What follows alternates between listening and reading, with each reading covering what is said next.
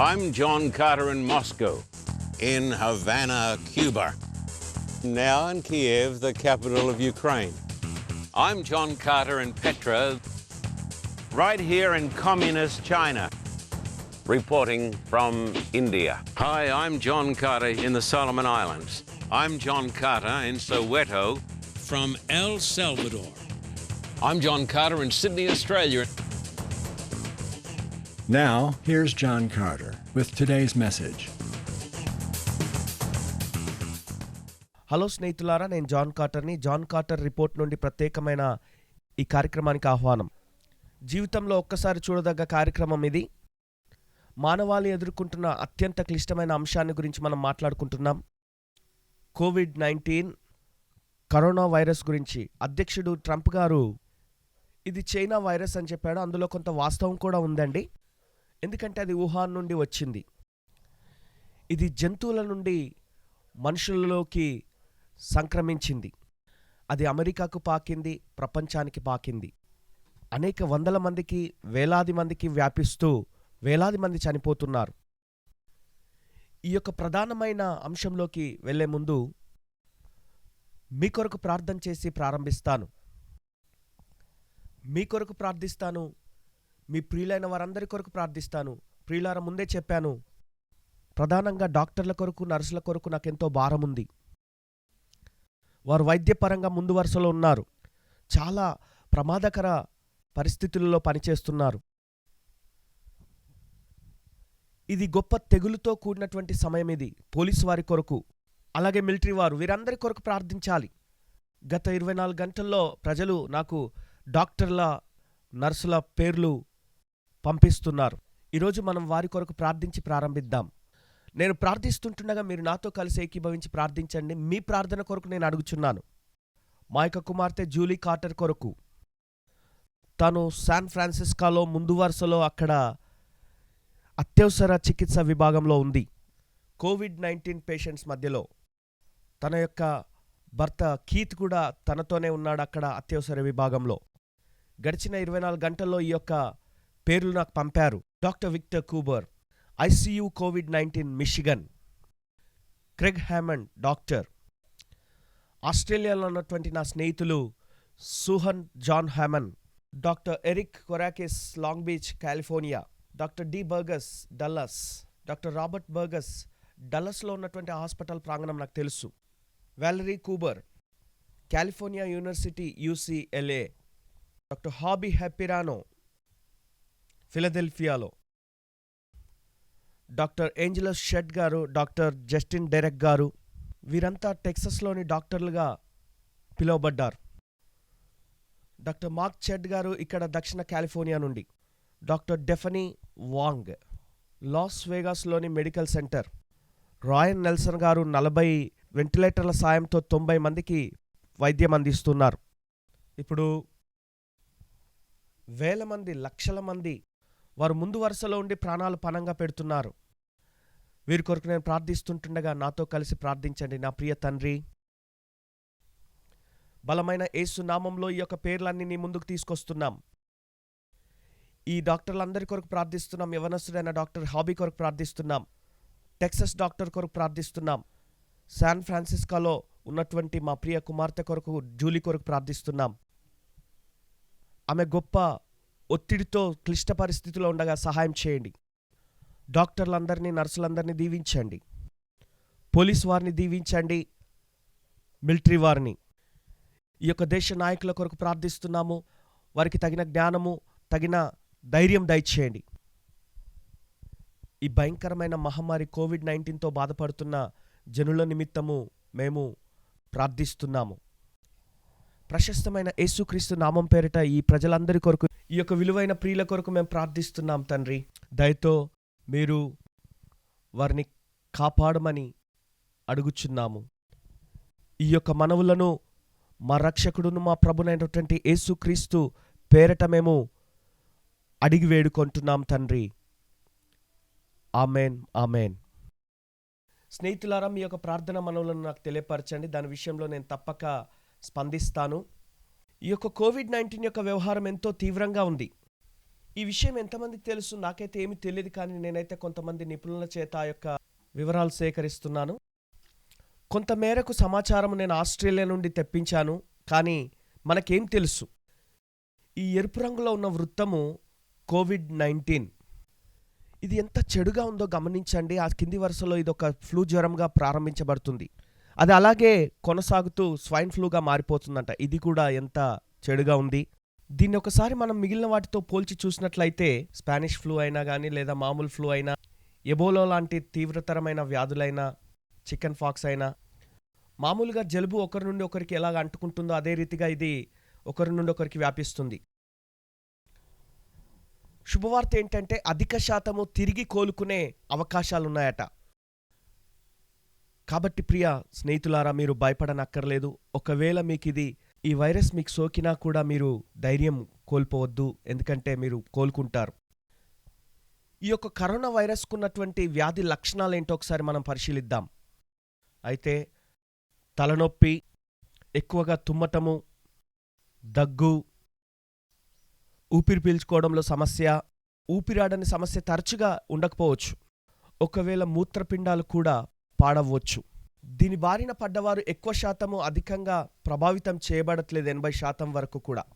అధిక శాతము చెడు ప్రభావం ఎక్కువగా లేదు. అయినప్పటికీ కొందరి విషయంలో మాత్రం చాలా తీవ్రంగా ఉంటుంది. అయితే ప్రత్యేకంగా ఒక విషయం గమనించండి. వృద్ధాప్యంలో ఉన్నవారు, వయసు పైబడిన వారు, అంటే నాలాంటి వారు, నాలాగా. కానీ నేను మాత్రం చాలా చురుకైన వృద్ధుణ్ణి. మా యొక్క టీవీ డైరెక్టర్ డేవిడ్ గారు ఏమన్నారంటే, దయచేసి మీరు మీ వెంట్రుకలు కట్ చేసుకోండి, అవి చాలా హిప్పీ కటింగ్ లాగా ఉన్నాయన్నాడు. అయితే నేను వెంట్రుకలు కట్ చేసుకోవడానికి ఎక్కడికి వెళ్ళాలి? బయట వెంట్రుకలు కత్తిరించేవారు ఎవరు లేరు. నాకు తెలిసి నాకు పరిచయం ఉన్నవారు ఎవరు లేరు. 1 నెల పాటు లేదా 2 నెలలు మీరు ఆగాలి అన్నాను. పొడవాటి జుట్టుతో హిప్పీ కటింగ్లో నన్నెవరు గుర్తుపట్టరు. అందరూ నన్నిక హిప్పీ కటింగ్ అంటారు. కనీసం నా గురించి నేను చెప్పుకోవడానికి కొన్ని ఎంటికలైనా ఉన్నాయి. అసలే లేవని చెప్పే కంటే ఉన్న వాటితో సంతోషిస్తున్నాను. ఇప్పుడు మనం కొన్ని ప్రశ్నలు వేసుకొని మనం జవాబులు చెప్పుకుందామా? ఇది సులభంగాను యథార్థంగాను ఉంటుంది. మొట్టమొదట ఈ కరోనా వైరస్ అన్నది ఎక్కడి నుంచి పుట్టుకొచ్చింది? దాని యొక్క జవాబు, ఇది చైనీయులకు విరుద్ధంగా కాదు. మనం చైనా వారిని విరోధంగా చూడకూడదు. దేవుడు వారిని బహుగా ప్రేమిస్తున్నాడు. కార్టర్ రిపోర్ట్లో ఉద్యోగం చేస్తున్న చైనీయులు, ఆసియా వారు ఉన్నారు. వారు అద్భుతమైనటువంటి జనులై ఉన్నారు. వాస్తవంగా అది ఎక్కడి నుండి వచ్చిందో మనం చెప్పాలి. కాబట్టి అది చైనా నుండి వచ్చింది. అలాగే వుహాన్ అనే నగరంలో ఉన్నటువంటి ఆ జంతువుల మార్కెట్ నుండి వచ్చింది. అమెరికా సైనికుల నుండి అది వ్యాపించిందని చైనా ప్రభుత్వం వారు, కమ్యూనిస్టు వారు లేనిపోని అబండాలు మోపుతున్నారు. అది కానే కాదు. అది కమ్యూనిస్టు వారు మోపుతున్నటువంటి నెపం మాత్రమే, అది నింద మాత్రమే, కానీ అది వాస్తవం కాదని వుహాన్ అనే నగరంలో ఉన్నటువంటి ఆ జంతు యొక్క మార్కెట్లో నుండి వ్యాపించిందని నేను మొదటి కార్యక్రమంలో చెప్పాను. న్యూయార్క్ పట్టణంలో నుండి మరొక అంశాన్ని నేను తెలుసుకున్నాను. 900 మంది చైనీయులు ఆ వుహాన్ పట్టణం నుండి న్యూయార్క్ పట్టణాన్ని ప్రతి నెల వారు దర్శించేవారట. ప్రతి నెల.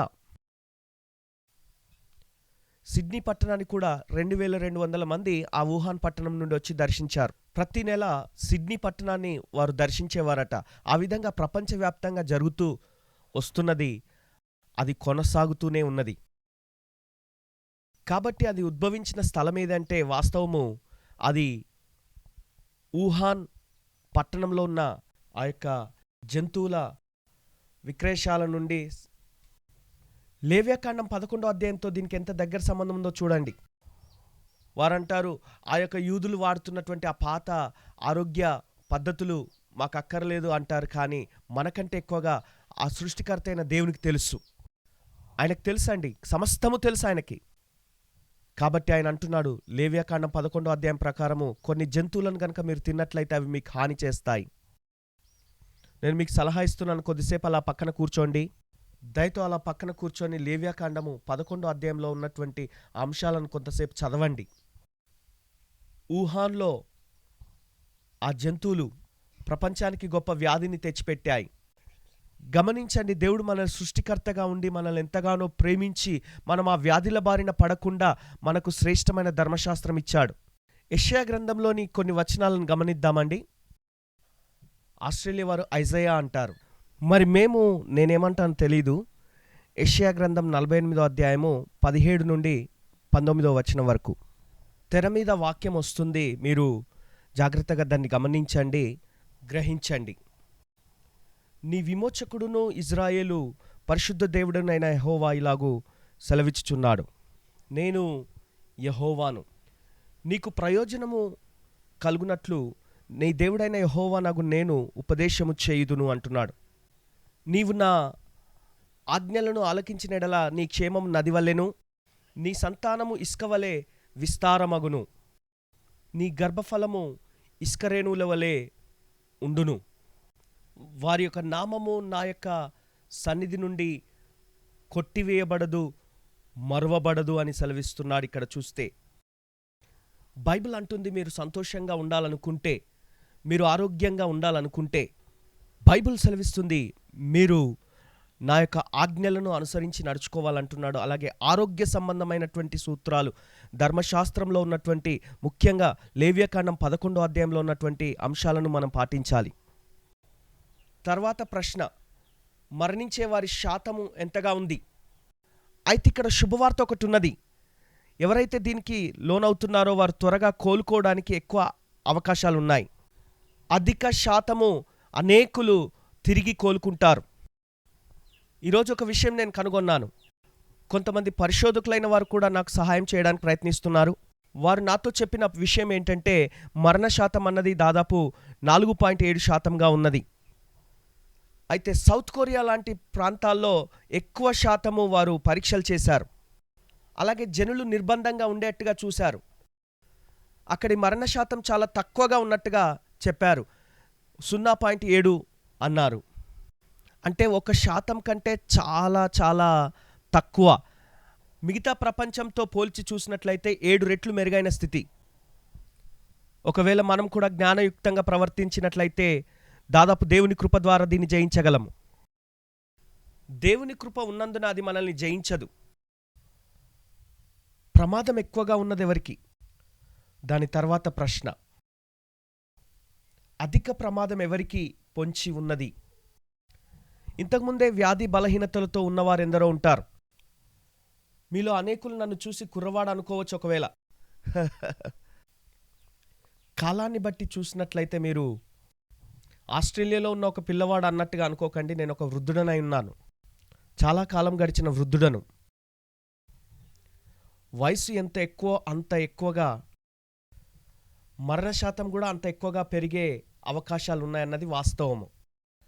అధిక శాతం వృద్ధులు మరణించడానికి గల కారణం దీని వెనుక గమనిస్తే, వారిలో అనేకులు ఇంతకుముందే ఎన్నో వ్యాధి బలహీనతలతో బాధపడుతున్న స్థితిలో ఉన్నవారు ఉంటారు.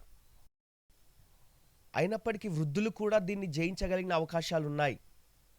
ఒక వ్యక్తి 100 సంవత్సరాల వయసులో కూడా ఈ వ్యాధి వచ్చి బాగుపడ్డారట. అంటే ఆశలు వదులుకోవద్దు. 5వ ప్రశ్న, 5వదే కదా, ప్రమాద స్థాయి తగ్గించడానికి మనం ఏం చేయగలము? వినండి దయచేసి. గుంపులో ఉండొద్దు, ఇంట్లోనే ఉండండి. నేను విన్నది ఏంటంటే, దక్షిణ కాలిఫోర్నియాలో, ఫ్లోరిడాలో, టెక్సస్లో పెద్ద పెద్ద గుంపులుగా బీచ్లకు వెళ్తున్నారట. ప్రాణాలతో చెలగాటం అంటే అదే కదా. ఎంత వెర్రితనమో గమనించండి. నువ్వు చనిపోకపోవచ్చు, కానీ నువ్వు ఇంటికి వెళ్ళాక దాన్ని మోసుకొని వెళ్ళి మీ తల్లిదండ్రులను చంపే అవకాశం ఉండొచ్చు. కాబట్టి గమనించినట్లయితే సదర్న్ కాలిఫోర్నియాలో అక్కడున్నటువంటి బీచ్లన్నీ ప్రభుత్వం వారు మూసేశారు. గుంపులోకి వెళ్లకుండా ఇంట్లోనే ఉండండి. తరచుగా మీ చేతులను కడుక్కోండి. 3వ అంశము, డాక్టర్ శాంగేస్ గూగస్ గారు ఏం చెప్పారు గమనించండి. జనులు తప్పనిసరిగా వారి చేతులు కడుక్కోవాలి, శుభ్రం చేసుకుంటూ ఉండాలి. మీ యొక్క చేతి వేళ్ళను కడుక్కోండి. మీరు ఎప్పుడైనా ఏదైనా తాకకూడని వస్తువును కానీ ఏదైనా తాకకూడని విషయాన్ని తాకినట్లయితే తప్పక మీ చేతులు కడుక్కోండి. అవసరమైతే 20 సార్లైనా సరే మీ చేతులు కడుక్కోండి. మీ చేతులు శానిటైజ్ చేయకుండా మీ యొక్క ముఖాన్ని మీరు తాకకండి. మీకు తెలియకుండానే మీరు తాకే వస్తువు మీద ఆ కరోనా వైరస్ ఉండవచ్చు. దాన్ని ముట్టిన చేతులతో నా ముఖాన్ని తాకినట్లయితే ఆ వైరస్ రావచ్చు. ఆ విధంగానే జనులకు వైరస్ సంభవిస్తుంది.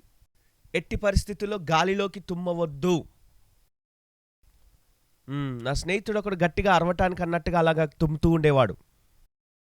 ఇన్ని విషయాలు పూర్తిగా విన్న తర్వాత కూడా మరికొందరు అలాగే బయటికెళ్ళి తుమ్ముతున్నారు. సిడ్నీలో నేను విమానం దిగాక నా బ్యాగేజ్ తీసుకొని రావటానికి వెళ్ళాను. అక్కడ గమనిస్తే ఒక వ్యక్తి అక్కడ తన భార్యతో కలిసి అక్కడున్నాడు. అతడు మాటిమాటికి తుమ్ముతూనే ఉన్నాడు అక్కడ. నేను అతనికి అడ్డు ఏం చెప్పలేదు. నేనెందుకు చెప్పాలి? అలా తుమ్మిన వారిని కనుక మనం చూసినట్లయితే మీరెందుకు నన్ను చూస్తున్నారు, నాకు సర్వ హక్కులున్నాయి, తుమ్ముతానంటారు. లేదండి, ఆ హక్కులు ఇప్పుడు లేవిక. మీరు స్వేచ్ఛతో తుమ్మొచ్చు, కానీ దాని యొక్క గమ్యము నా యొక్క ముక్కు దగ్గరికి చేరుకుంటుంది. మీరు వింటున్నారా? బాధ్యతారహితంగా ఉండొద్దు. అలా ఇతరులను గురించి ఏమాత్రం పట్టింపు లేకుండా వ్యవహరించేవారు మీకు ఎదురుపడితే మీరు కాస్త వారికి దూరంగా ఉండండి. యేసు చెప్పాడు కదా, నిన్ను వలె నీ పొరుగువానిని నువ్వు తప్పక ప్రేమించాలి. ఇక్కడున్న నీ యొక్క ప్రధాన కర్తవ్యం ఏంటంటే, ఇతరులు నీ విషయంలో ఎలా వ్యవహరించాలని నువ్వు కోరుకుంటావో అదే రీతిగా ఇతరుల విషయంలో నువ్వు వ్యవహరించాలి. ఓకే, నీవు ఏమాత్రము గాలిలోకి తుమ్మవద్దు. ఒకవేళ నీకు తుమ్మొస్తే చేతికి ఏదైనా రుమాలు అడ్డు పెట్టుకోవాలి. నెమ్మదితో, విశ్వాసంతో ఉండు. నన్ను సంప్రదించే వారిలో కొందరు భయపడుతున్నామని చెప్తున్నారు. నేనేమో విశ్వాసంతో ఉండమంటే వారంటారు నాకు విశ్వాసం ఉంది కానీ భయమేస్తుంది అంటారు. విశ్వాసం లేదా యేసునందు? యేసు ప్రభు అయి ఉన్నాడని నీకు తెలియదా? అంటే ఆయన ఈ యొక్క కోవిడ్-19 పైన ప్రభు అయి ఉన్నాడు. సమస్తము పైన, అందరిపైన ఆయన ప్రభు అయి ఉన్నాడు. నా హృదయంలో యేసును కలిగి ఉన్నందున నేను ఏమాత్రము భయపడను, నేను సమాధానంతో ఉంటాను. 6వ అంశాన్ని గమనించి చూస్తే, మీ యొక్క తలుపులను శుభ్రం చేసుకోండి. మీ తలుపులను మీరు శుభ్రం చేసుకోవడం మాత్రమే కాక ఇతరులతో మీరు ఉన్నప్పుడు 6 అడుగుల 2 మీటర్లు వారికి దూరంగా ఉండండి. 2 మీటర్ల కంటే ఇంకా 3 మీటర్లు అయితే మరీ మంచిది. నేను వ్యక్తిగతంగా జరిగిస్తున్న అంశాన్ని మీకు తెలియజేస్తున్నాను. నేను ఇంటి వద్దే ఉంటున్నాను. ప్రతిరోజు నేను నా భార్య కలిసి ఉదయకాలం లేచి నడిచి వెళ్తూ ఉంటాం. అయితే ఎక్కువ దూరం వెళ్లకుండా 3 మైళ్ళ దూరం మాత్రమే వెళ్తూ 45 నిమిషాల్లో దాన్ని పూర్తి చేసుకొని వచ్చేస్తాను. ఇంటికి వచ్చాక నేను అక్కడ వచ్చి చేసే పని ఏంటంటే అలా దాన్ని కొనసాగిస్తూ ఇంట్లోనే నేను చేసే పని మరొక అరగంట. నేను ఆరోగ్యంగా ఉండాలని. ఎందుకంటే ఈ దేహము పరిశుద్ధాత్మక ఆలయము. మన యొక్క దైనందిన జీవితంలో మనకున్నటువంటి దురలవాటు ఏంటంటే, మనము హాయిగా కూర్చొని ఏదో చెత్త తినేసి సోమరిగా కూర్చుండిపోతూ ఉంటాం. ఆరోగ్యకరమైన భోజనం తినాలి. 7వ అంశము. ప్రపంచ ఆరోగ్య సంస్థ డాక్టర్గా ఉన్నటువంటి డాక్టర్ జాన్ వెస్టడార్ నుండి నేను కొంత సమాచారం తీసుకున్నాను. మంచివి భుజించాలి. ప్రకృతి మనకు ఎన్నో శ్రేష్టమైనవి ఇచ్చింది. అందులో కొన్ని మీరు తెర మీద చూడొచ్చు. మంచివే భుజించండి. మీరు నాకు ఉత్తరం రాసి డాక్టర్ జాన్ వెస్టడార్కు సంబంధించినటువంటి డివిడీలు నన్ను అడగవచ్చు. వారు చెప్పిన అంశాలు చాలా చాలా బాగున్నాయి నిజంగా. దేవుని యొక్క మహాకృప చేత, ఆయన కృపను బట్టి మనం దీన్ని జయించగలము. అయితే ఆ సృష్టికర్తతో మనం సహకరించాలి. కొంతమంది అంటారు, లేదండి నాకు బహుగా విశ్వాసం ఉంది, నాకేమీ కాదు అంటారు. మీరు ఒకవేళ దేవునికి లోబడకపోయినా కానీ, లేదా ఆరోగ్య సంబంధమైన సూత్రాలను పాటించకపోయినా కానీ ఏదైనా జరగవచ్చు. కావున మనం మాట్లాడుకుంటున్న అంశాలను గురించి బాగా ఆలోచించాలి. భౌతిక దూరం పాటిస్తూ గుంపుగా కూడకుండా ఇంట్లో ఉండాలి. తరచుగా మీ చేతులను శుభ్రం చేసుకోవాలి. మీ ముఖాన్ని తాకవద్దు, గాలిలో తుమ్మవద్దు, ఎప్పుడూ అలా చేయవద్దు. అది చాలా దురలవాటు. మీరు గొప్ప విశ్వాసంతోనూ అలాగే నెమ్మదితో ఉండాలి. చక్కగా భౌతిక దూరం పాటిస్తూ ఆరోగ్య సంబంధమైనటువంటి ఆహార నియమాలు పాటిస్తూ ఉన్నట్లయితే దేవుని కృప ద్వారా దీన్ని మనం జయించగలం. వింటున్నారా అండి? కాబట్టి మనం భయపడము, ఏమాత్రం కరోనా వైరస్కు భయపడము. ఎందుకు అనే విషయంలో మొదటి కారణం ఏంటంటే, క్రీస్తు అన్నిటిపైన ప్రభువు. సముద్ర ప్రయాణం మధ్యలో తుఫాన్ రేగినప్పుడు వారందరూ కూడా ఎంతో భయపడ్డారు. అక్కడ శిష్యులు అంటున్నారు, ప్రభువా మేము నశించిపోతున్నాం, నీకు చింత లేదా? యేసయ్య వెంటనే లేచి అక్కడ చెప్పిన మాట, నిమ్మలమౌనుగాక. నిశ్శబ్దం ఏర్పడింది. ప్రకృతి పైన యేసయ్య ప్రభు అయి ఉన్నాడు, మీకు సంతోషం లేదా? ఈ యొక్క కరోనా వైరస్ అంతటిపైన యేసయ్య ప్రభు అయి ఉన్నాడు, మీకు సంతోషం లేదా? యేసు ప్రభు అయి ఉన్నాడు. ఆ యొక్క యేసు దేవుని కుమారుడు, మహోన్నతుడు, నిత్యుడగు తండ్రి అయి ఉన్నాడు. యెహోవా రక్షకుడు, సృష్టికర్త. ఆయనే రాజుల రాజు, ప్రభుల ప్రభు. హల్లెలూయా, స్తోత్రం. మీ యొక్క విశ్వాసాన్ని అభ్యాసం చేయండి స్నేహితులారా. రెండవది, నిజంగా క్రీస్తును వెంబడించి వారిని మరణ భయం ఏమాత్రం ఆవరించదు. 23వ కీర్తన 4వ వచనము. దీన్ని కంఠస్థం చేయండి, మీ హృదయంలోనికి దిగనివ్వండి. చెప్పండి, గాఢాంధకారపు లోయలలో నేను సంచరించినను ఏ అపాయంనకు నేను భయపడను. నీవు నాకు తోడైందువు, నీ దుడ్డు కర్రయు నీ దండమును నన్ను ఆదరించును. అనేక సంవత్సరాల క్రితము సెయింట్ పీటర్బర్గ్స్లోని ఆ యొక్క హాస్పిటల్లో నేనున్నప్పుడు ఈ అనుభవం గుండా నేను వెళ్ళి ఉన్నాను. యెహోవా నా కాపరి, ఆయన నాకు తోడైండును అనే మాట మీరు నమ్మాలి స్నేహితులారా, నమ్మాలి. క్రీస్తులో మనకు నిత్య జీవమున్నది, క్రీస్తులోనే. యోహాను సువార్త 5వ అధ్యాయం 24, 28, 29. నా మాట విని నన్ను పంపిన వాని యందు విశ్వాసముంచువాడు నిత్య జీవం గలవాడు. వాడు తీర్పులోనికి రాక మరణంలో నుండి జీవంలోనికి దాటి ఉన్నాడని మీతో నిశ్చయంగా చెప్పుచున్నాను. దీనికి మీరు ఆశ్చర్యపరకుడి. ఒక కాలము వచ్చుచున్నది, ఆ కాలంలో సమాధులలో ఉన్న వారందరూ ఆయన శబ్దం విని మేలు చేసిన వారు జీవ పునరుత్థానమునకును, కీడు చేసిన వారు తీర్పు పునరుత్థానమునకును బయటికి వచ్చెదరు. ప్రియులారా, ఒక గొప్ప పునరుత్థానము జరగబోతున్నది. ప్రియులారా, ప్రమాదవశాత్తు ఒకవేళ మనము ఈ కరోనా వైరస్ను బట్టి ఒకవేళ చనిపోయినా ఇది పెద్ద విశేషమేమీ కాదు. ఏంటండి విశేషం కాదంటారా? అయితే బైబిల్ని నమ్మటం మొదలుపెట్టు. మనం క్రీస్తు యేసు ద్వారా నిత్య జీవము కలిగి ఉంటాం గనుక ఇక ఏమాత్రము భయపడము. ఏది ఏమైనా నేను భయపడుతూ బ్రతకను, యేసు ప్రభు అయినాడు కాబట్టి. మూడో విషయము, నిజ క్రైస్తవుని మానసిక స్థితి ఏ విధంగా ఉంటుందంటే అతడు భయపడకుండా నెమ్మది కలిగి ఉంటాడు. ఈ విషయాన్ని మీ మనసులో ఉంచుకోండి. ఒకవేళ కనుక మీరు భయపడుతున్నట్లయితే మీ విశ్వాసాన్ని పరీక్షించుకోండి. ఈ వాక్య భాగాన్ని చూడండి. ఇక్కడ 46వ కీర్తన 1, 2. దేవుడు మన ఆశ్రయము, దుర్గంనై ఉన్నాడు, ఆపదలో నమ్ముకొనదగిన సహాయకుడు. కావున భూమి మార్పు నొందినను, నడి సముద్రములలో పర్వతంలో మునిగినను మనము ఏ మాత్రమును భయపడము అంటున్నాడు. ఉపద్రవాలు సంభవించినను మనము ఏమాత్రము భయపడము. కావున ఏమాత్రం భయపడకుండా సమాధానంతో ఉండటమే క్రైస్తవుని యొక్క లక్షణము. 4వది, దేవుడు నాకు ఏదైనా ముందుగానే అనుగ్రహించి ఉండకపోయి ఉంటే నా జీవితంలో ఏది సంభవించదు. బైబిల్లోకెల్లా గొప్ప అధ్యాయము రోమాపత్రిక 8వ అధ్యాయం. మీరు ఆ లేఖనాలు గమనించండి. రోమాపత్రిక 8వ అధ్యాయం. దేవుని ప్రేమించు వారికి అనగా ఆయన సంకల్పం చొప్పున పిలువబడిన వారికి సమస్తము సమకూడి మేలు కొరకే జరుగుచున్నవని చెప్తున్నాడు. దేవుడు ఈ యొక్క వైపరీత్యాన్ని కూడా మన మేలు కొరకే పెట్టి ఉన్నాడేమో. మరణమైనను జీవమైనను, దేవదూతలైనను, ప్రధానులైనను, ఉన్నవి అయినను, రాబోవునవైనను, అధికారులైనను, ఎత్తైనను, లోతైనను, సృష్టింపబడిన ఏదైనను మన ప్రభైన క్రీస్తు యేసునందలి దేవుని ప్రేమ నుండి మనలను ఎడబాపనేరవని రూఢిగా నమ్ముచున్నాను. COVID-19 దేవుని ప్రేమ నుండి మనల్ని ఎడబాపనేరదు. నాకు తెలుసు, సహజంగా మన కళ్ళెదుట ఉన్న పరిస్థితి మనకెంతో భయాందోళన, కలవరము పుట్టిస్తాయి. కానీ మనమేమాత్రము భయపడము. మరొక విషయము మీ ముందుకు తెస్తున్నాను. ఇప్పుడు మనం అంత్య దినాలలో ఉన్నాము. లూకాసు వార్త 21:11 వచనం. మీరు తెర మీద దీన్ని గమనించండి.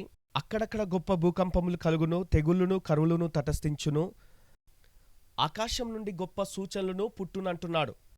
సూర్యచంద్ర నక్షత్రాలలోనూ భూమి మీదను మీకు సూచనలు కనబడును. ప్రపంచమంతటా కలవరం పుట్టును, సముద్ర తరంగములు ఘోషించును, ఆకాశమందలి శక్తులు కదిలింపబడును గనుక లోకం మీదికి రాబోచున్న వాటి విషయమై భయం కలిగి మనుషులు ఎదురుచూచుచు ధైర్యం చెడి కూలుదురు అని వాక్యం సెలవిస్తున్నది.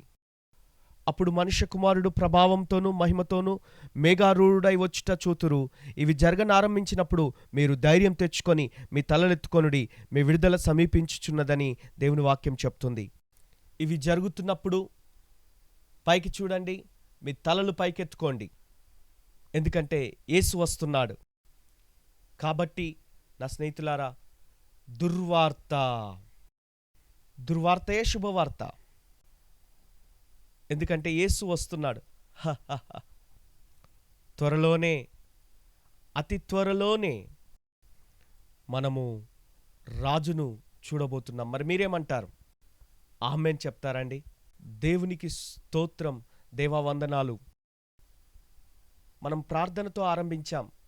మరి ఇప్పుడు మరొక ప్రార్థన. మీ మంచి హృదయాన్ని బట్టి దేవుడు మిమ్మల్ని దీవించునుగా. కానీ నాతో ఏకీభవిస్తూ కళ్ళు మూసుకోండి. ప్రియ తండ్రి, దేవుని ప్రేమ నుండి మమ్మల్ని ఏది కూడా ఎడబాప నేరదనే గొప్ప సందేశాన్ని బట్టి నీకు వందనాలు చెల్లిస్తున్నాం. మేము భయపడనక్కరలేదు గనుక నీకు వందనాలు. యేసయ్య పడవలో ఉన్నాడు గనుక ఆయన మాతో అంటున్నాడు, మీకు నెమ్మది కలుగునుగాక. యేసు అన్నిటిపైన ప్రభు అయి ఉన్నాడు గనుక, అలాగే COVID-19 పైన కూడా ప్రభు అయి ఉన్నాడు గనుక నీకు వందనములు సమర్పిస్తున్నాం. ఈ మహమ్మారి వైరస్ చేత బాధపడుతున్న వారి కొరకు ప్రార్థిస్తున్నాం. వారిని స్వస్థపరచమని అడుగుచున్నాం. డాక్టర్లందరి కొరకు, నర్సుల కొరకు ప్రార్థిస్తున్నాం. కష్టతరమైన పరిస్థితుల్లో వారి మధ్యన పనిచేస్తున్నటువంటి వారందరి నిమిత్తం ప్రార్థిస్తున్నాం. దీవించండి, వారికి ధైర్యం ఇవ్వండి. దేవా, ఈ యొక్క గొప్ప దేశాన్ని దీవించండి.